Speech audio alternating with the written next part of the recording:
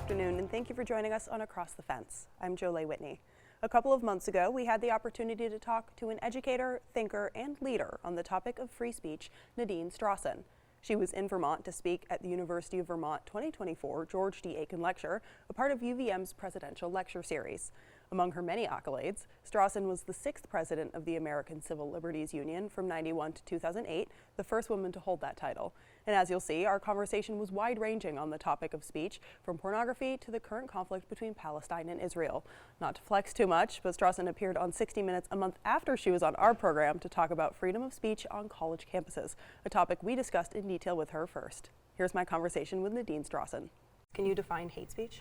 Hate speech is not legally defined for the precise reason that the U.S. Supreme Court has never recognized a category of speech that is unprotected based on its hateful content. We tend to use the word hate speech in everyday speech to refer to expression that conveys hateful or discriminatory ideas, but the U.S. Supreme Court has repeatedly refused, including very recently, to say that a hateful message alone is enough to justify suppressing the speech. So let's dive into kind of one form of hate speech. You yourself are actually the daughter of a Holocaust survivor, but you would defend maybe the speech of a neo-Nazi or a racist. Why is that? Yeah, well, let me again stress, Jolie, that the content, the hateful message alone is not enough to justify suppressing it. If, however, in a particular context, the hateful message directly causes certain specific harm or imminently threatens certain specific harm, then it can and should be punished. So if a hateful message is shouted directly in the face of a targeted individual, it may very well be punishable as so-called fighting words or harassment or bullying. It could constitute what the Supreme Court calls a true threat if it instills a reasonable fear that you're going to be subject to attack.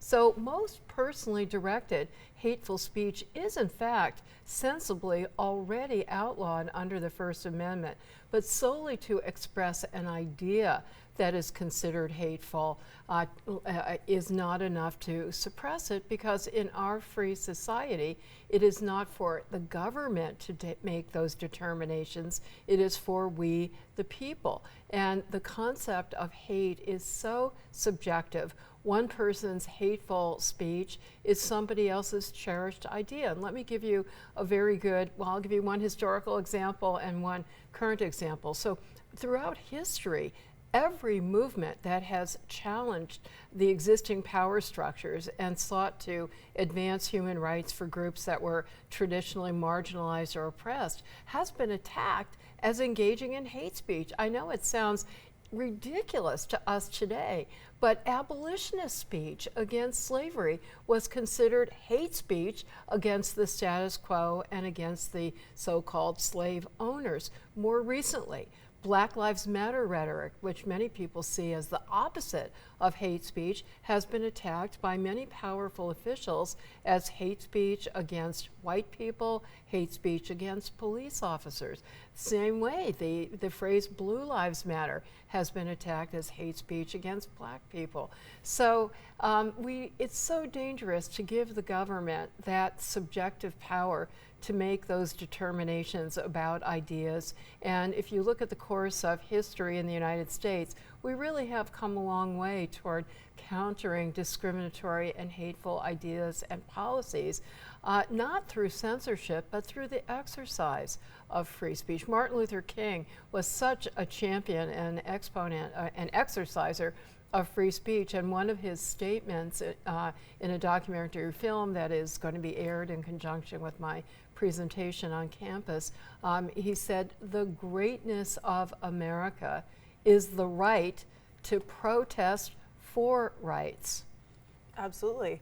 And now let's dive into actually one of your first works. In your first book, you defend pornography. And what free speech argument did you make there, and how did you correlate that to women's rights? And I should say, you know, publishers love to have provocative titles. That title is not quite an accurate description of my position, because I defend not the message itself, whether it's hate speech or disinformation or pornography or any controversial speech. I'm not saying I don't endorse it, but what I do support neutrally is freedom of speech. And that entails not only the right of people to convey information and ideas, but also the right of people to receive it. The term pornography, like the term hate speech, is not a legal term of art.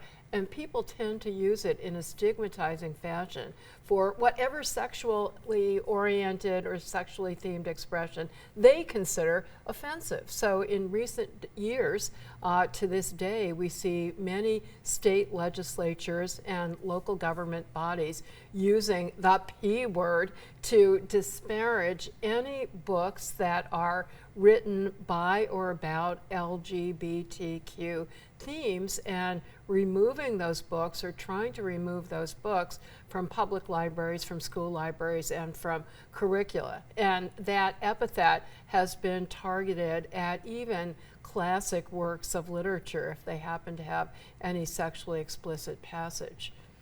And in the world of social media, has been protecting free speech and avoiding censorship, has that become more difficult? It has, in the sense that it's such an easy political target for both Democrats and Republicans to attack tech titans who are quite unpopular and seeking to rein in their so-called content moderation policy and power.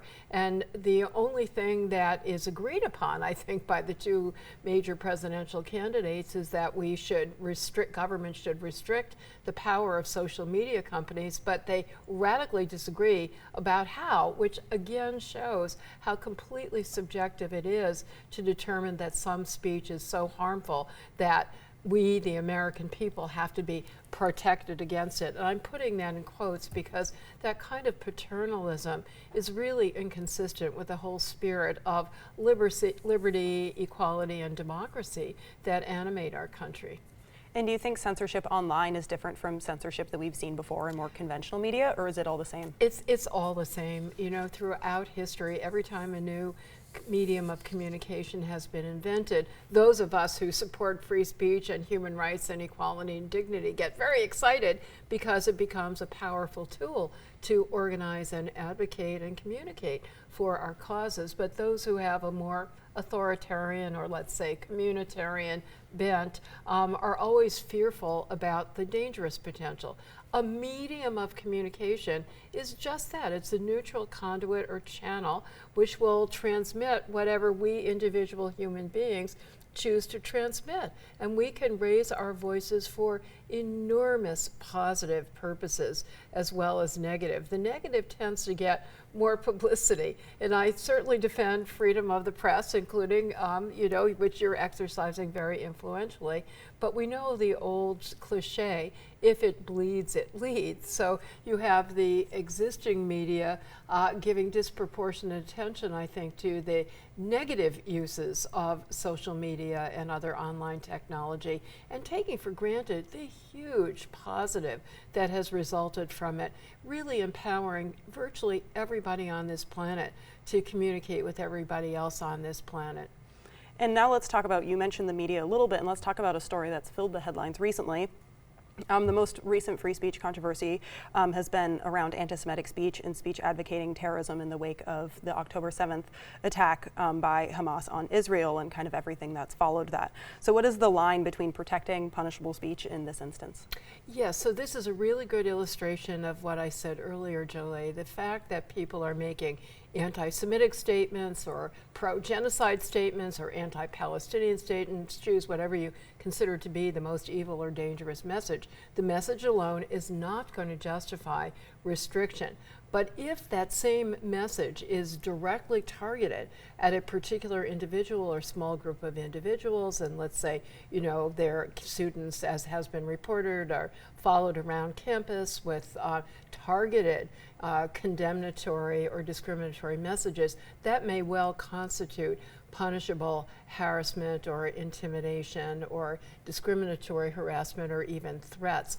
Another way in which expression on campus is runs afoul of protected free speech is if it violates reasonable content-neutral time, place, and manner restrictions by interfering with the primary purpose of the university, which is education. So if students are camped out or just having a daylight protest in a crowded area of campus where they're making so much noise that it's impossible or difficult to hear what's going on in a lecture hall, or it's difficult to gain access to a lecture hall. It doesn't matter what their message is.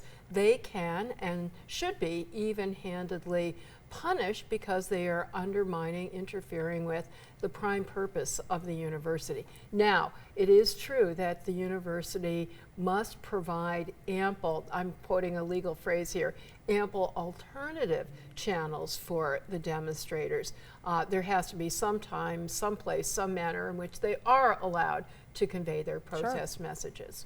And we actually only have about a minute left, but before we wrap up, I want to kind of maybe do a call to action. What can we do? This has been a pretty contentious election season, and what can we do as just people to help make sure we stay civil in conversations? Well, exactly what has been happening throughout my wonderful visit to Burlington, which is people wanting to learn more about free speech rights and wrongs, wanting to understand when they can raise their voices, including to raise their voices in defense of free speech, which means making sure that speech that is constitutionally protected is not restricted, but also making sure that expression that crosses the line, that is harassment or intimidation, or does disrupt the educational process, that is restricted because that interferes with other people's freedom of speech. So in a word, education, empowerment, information, and in that spirit, thank you so much for providing exactly all of those really important services. And we're absolutely happy to have you. Thank you so much for joining us today. My pleasure, Jolie. And that takes care of Across the Fence for today. My thanks to the crew behind the scenes here who make our program possible. I'm Jolie Whitney. Have a good one.